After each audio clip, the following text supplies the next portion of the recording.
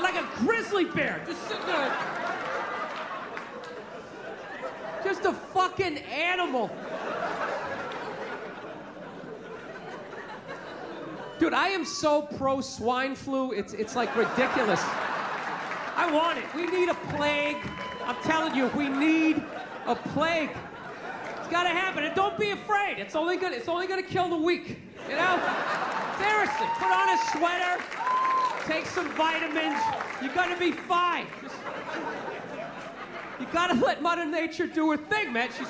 She keeps trying to help us out, and we won't let her do it.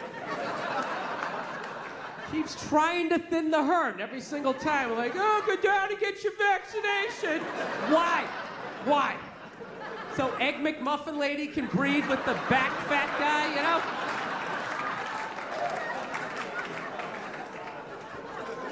It's gotta happen. You gotta let it do it. Seriously, plague, it's like nature's forest fire, you know? Just let it burn out all the dead wood. No, I swear to God, we're the only species that saves the weak. We really are. Lions don't do that shit, you know? Lion gets a little thorn in his paw and everybody's like, oh, let's have an intervention. How you feeling? Is everything all right? You need some penicillin? And it's like, fuck them. That's why there's no traffic on the Serengeti. Not a bunch of lions just standing there in gridlock. Like, what the fuck is going on up there? Dude, go! Just fucking go! Hour later, you get up there, there's some hyena licking his balls. Like, oh, that was a big holdup, right? Like you never saw that before. Oh, by all means, slow down and look at it.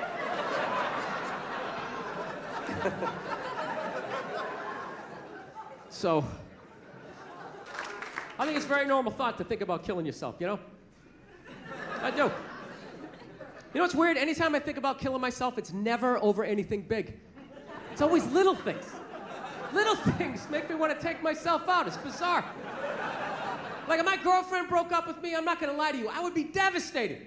Devastated. I'd be laying on the ground, crying in the fetal position for like 3 days, you know? But you know, by the 4th day, you know, I'd rub one out, you know? Start putting the pieces back together. I know what I gotta do. Join a gym, lie to myself that I'm gonna get the 6-pack back. I know what I gotta do, right? But little things. I thought about killing myself like a year ago on Thanksgiving. You know why it was? It was because I said I was gonna make a pie. That little statement made me think about taking myself out. This is how it worked. This is basically the deal, right? My girlfriend's an angel. She absolutely loves the holidays. So it was like 2 weeks before Thanksgiving, so she's all excited. She's like, oh my God, Thanksgiving's coming up. I'm sitting there trying to watch the game. Thanksgiving! What are you gonna do for Thanksgiving, right? I started freaking out. Like, I didn't think I had to do anything for Thanksgiving, you know? Just thought I had to, you know, not get drunk and be belligerent around your friends. I thought I was fine. She's like, no, I'm gonna make a turkey. I'm gonna make stuffing. What are you gonna do? So I panicked. I'm like, I'll fucking make a pie. I don't know how to make a pie. I was just trying to make her go away, you know? You ever do that? You just agree with them, thinking it'll make them leave. Like, yeah, awesome, what you said. High five, fuck off. And you go back to watching the game. Yeah. No, but it totally worked. It totally worked, because she walked away completely excited. She was like, you know, she ran away all excited, and I totally forgot about it, right? 2 weeks later, Thanksgiving comes up, right? She just wakes up, she's like, oh my God, it's Thanksgiving. It's Thanksgiving. You're gonna make that pie, right? You said you're gonna make a pie. And I was like, fuck! I gotta make a pie. I gotta go to the grocery store, I gotta buy some flour. Then I just started thinking, man, what if I just slam my head right through this plate glass window and just bled out right down the side of the house, you know? I wouldn't have to make the pie. So it's not even like I'm suicidal, it's more like I'm like lazy, you know what I mean? Like whenever I know the next 4 hours of my life is gonna suck, like I think about it. God, I gotta pay my taxes, there's a long line at the bank, and then a bus is coming by. What if I just dove head first, right on those double back tires?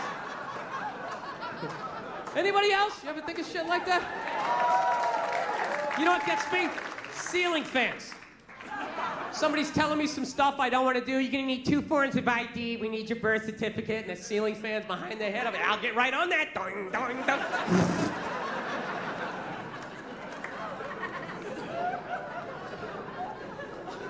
So anyway, I decided not to go home for the holidays. That's what I'm really trying to tell you here.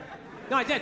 I kind of came to this epiphany. I'm like, man, I'm 41 years old. My dad had 5 kids by the time he's my age. I got to get on with my life here. So I was like going, you know what? I'm not working Thanksgiving. I'm not working Christmas. I'm not working New Year's. And it was like the middle of October. I was like, wait a minute, what about Halloween? Then my brain was like, you know what? Fuck this. I'm getting a pumpkin. Right? That's how angry my brain is. It can't be just like, you know what? Hey, let's get a pumpkin. It's got to be, you know what? Fuck this. Let's get a pumpkin. That's what I started thinking. Carving that shit. I'm handing out candy to the kids. I'm meeting them at the door. Hey, what are you supposed to be, huh? Oh, yeah? Full-size Snickers. Bam! Who does that? Who does that? Nobody. Nobody. I will break your fucking bag with my candy. Huh? AC/DC pumpkin. You ever seen that before? You haven't, right? You tell all your friends where you've seen that shit. Look at you, lean to one side. That's heavy. Here's another candy bar. You do like dumbbells. Walk right down the stairs. This is how much of a maniac I am. Do you know, this is all true. It took me 4 trips to go to the supermarket to finally be able to buy this goddamn pumpkin. Because every time I would walk in there to get it, I'd be thinking all these happy thoughts. This is a great thing. I'm embracing the holidays. It's going to bring me and my girlfriend together. This is a very loving thing to do when I reach out and grab it, and all I'd hear in the back of my head is, what are you, a fag? And immediately, I had to turn around and walk out. Now, I know I just sort of mentioned killing myself there. I don't want to freak you out, all right? Because I did that joke when I was down the Bible Belt and was down south, and this girl took me really seriously. She came up to me at the end of the show. She's like, you're not really thinking about doing something like that, are you? You're really... And I was like, no, I'm just joking. She goes, good, because, you know, you can't go to heaven if you do something like that. I was just like, yeah, you know, I really don't give a shit. You know? It's not that I don't. I just like freaking out people that are that religious, that have a whole little checklist of shit. If you do this, you go here, and if you do that, how do you know that? You don't know that. Shut up. It's old. And if I'm lucky, you know what I realize? I'm halfway through my shit right now. I'm halfway through my life. So, you know, I'm getting nervous, you know, about dying, you know, just growing old, man. I was never really nervous about it until I got to this age, and, you know what it was? I went to my grandmother's 100-year birthday party. And I quickly realized that women age a lot better towards the end. You know, guys, we hang with them in the beginning because we're young, and then in the middle they're having kids, so we kind of pass them. But that end, that last third, we're like the stock market. We just go right down to the ground. It's brutal. I went to this party. All the old ladies there were unbelievably sharp. They were still playing cards. They were right there. But some of the old dudes, man, they were brutal. You know, you ever see a guy like so old he has like that permanent look of horror on his face? You know what I mean? A couple guys walk in, they look okay, how you doing? And then there's always that one guy just comes walking in just like...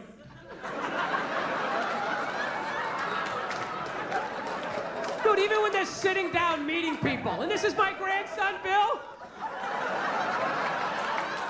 It's like, dude, how much pain are you in that you constantly have a look on your face like that chick from The Ring just crawled out of your TV set? Dude, that's gotta be, you're like so old, like everything hurts. You're just standing up, you're like, ah, my feet! You gotta lean on something, ah, my arm! Even like blinking, like air hurts, yeah! Dude, fucking kill me. Kill me if I ever end up like that. Dude, I'll fucking kill myself. I'll rock myself down a flight of stairs. I'll lean back, hit my head on a sink. Whatever I gotta do. I told you, I already think about killing myself twice a week at this age. There is no fucking way I'm going out like that. The end of my life, I'm walking around. And everyone else has that panic. Oh, fuck, is it going down? Look on their face. I don't know how you do it. How do you wake up every morning brushing your teeth? How do you fight the urge to not just jam that toothbrush right down your throat? I'll tell you what kills me was only the old guys had that look on their face. None of the old ladies did. Some of the old ladies had a look of like mild disappointment, you know, just sitting there like... You know, like they always wanted to go to Europe, but they never got around to it. But only the old guys had like that. Dude, it was almost like they wanted to tell you a secret. Like, where's the gold? Can you remember the combination?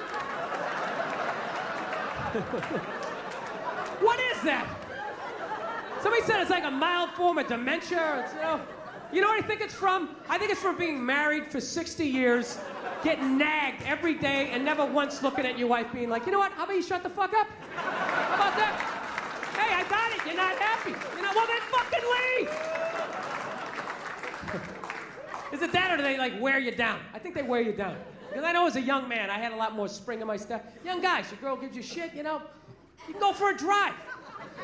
Where's this relationship going? This feels weird. We need to talk. Hey, fuck you, lady. You get in the car, you go for a drive. Punch the ceiling a couple times. You scream out the window, bitch! You know? You get it out. You get it out before your face gets all twisted up. Get it out. Back to me. Then what happens? What happens? You stay in the relationship. You stay in the relationship, right? You get married. 15 years later, you got a couple of kids, you got a little gut going, right? She starts in on you with that whole laundry list of stuff you gotta do because you're married. Susie has ballet practice. It gets over at 2. Make sure you're there at 2. You were there at 2 the other day, and she's very upset. No, you were. You were. I actually documented the record on my Facebook page. And you want to give her an uppercut. You want to give her an uppercut. No, it's a natural thought. It's a natural thought. But you don't. You never lead with an uppercut. You set it up with a jab. You get inside. You come right up through the cleavage. You rock that head back. You send it right across the linoleum. Take that dirty pistol out. You lay it next to him. Wipe off the door handle. I'm fucking with you. No, you don't do that. No, you don't. You never hit a woman. You should never hit a woman. You're going to get caught. You're going to go to jail. You're going to get raped. It's awful. You don't do that, right? Well, what do you do now? What are you going to do now, right? You're married, right? You can't yell because your kids are there. You can't go for a drive. You don't have a cool car anymore. You got like some caravan with those sticky children of the corn handprints all over the windshield. So what do? You go down in the basement, you just do like that whisper yelling.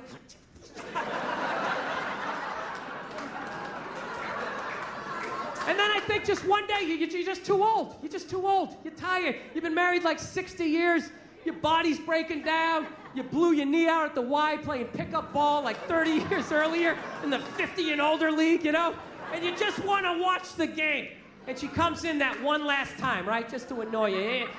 Just picking on you. You were always mean to my mother, and I always resented you for her. Why couldn't you be more like your brother, right?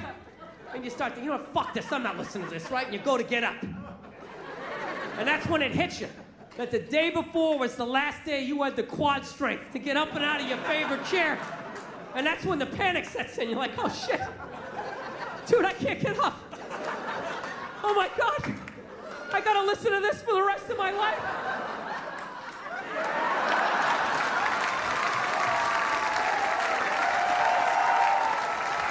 Oh, that's what it is.